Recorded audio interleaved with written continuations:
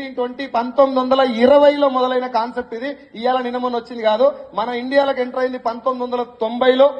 1990లో వచ్చినటువంటి ఇండస్ట్రీని సరిగ్గా దీని మీద అవగాహన లేక ఎవడు పడితే వాడు కంపెనీలు స్టార్ట్ చేసి జనాలతో డబ్బులు కట్టించేసి మోసాలు చేస్తుండడం గమనించి 2015 దాకా మోసాలు జరిగినాయి. మీరు చాలా పేపర్లు గమనించుంటారు.